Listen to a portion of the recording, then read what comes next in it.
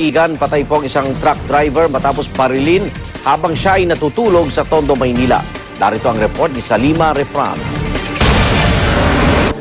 Nagtuloy-tuloy na sa pagkakahimbing ang lalaking ito matapos mabaril habang natutulog sa isang duyang nakakabit sa minamanehong truck sa may Moriones, Tondo, Maynila.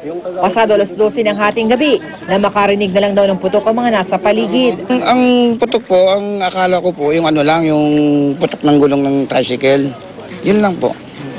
Nang digdan daw ang biktimang si Celerino Udtuhan, may tumutulo ng dugo mula sa kanyang ulo. Patay ang biktima sa tama ng bala sa ulo. Nag-recover din ang basyo at slug ng isang bala ng kalibre 45 sa lugar. Namamahinga lamang sa lugar ang biktima habang naghihintay ng biyahe.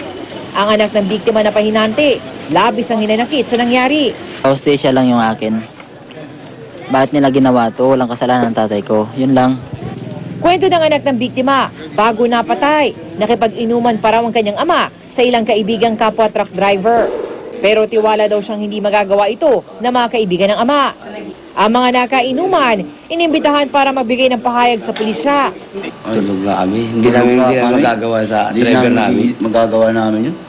Hindi namin magagawa yun.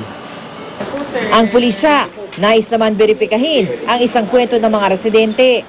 May nakakita ng dalawang bata dun sa dalawang suspect na galing dun sa truck, dun sa may madaling parte ng truck na kung saan ay natutulog dun yung biktima.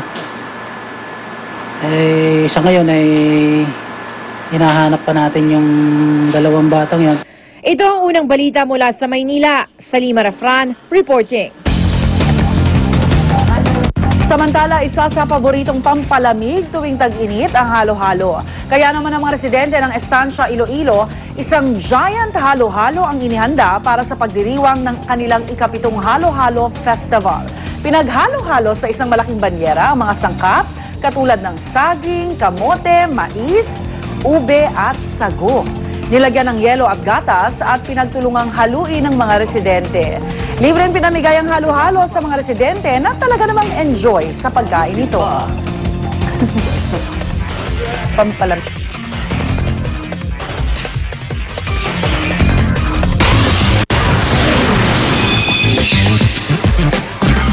Superhero movie na The Avengers sa kapagtala ng bagong box office record sa Amerika. Kumita ang movie ng more than $200 million in ticket sales sa opening weekend nito.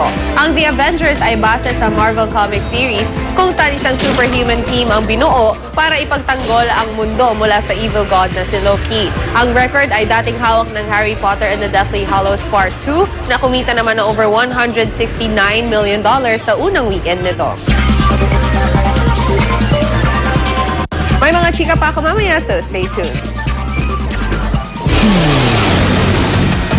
At ang hirit namin mamaya, isang DJ patay sa saksak sa barangay Damayan sa Quezon City.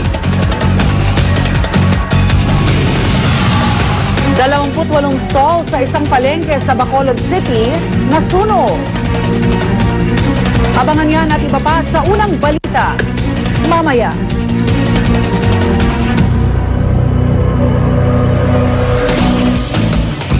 Alright. Uy, may tanong ako. Oh. I mean, parang wala lang to. Hindi ko naisip ko lang. Nakita na ba kayo na manok na yung mukhang rockstar? Not yet. Not yet. O, parang manok na naka long gown. Ay, wow Wala. naman. Oh, Designer.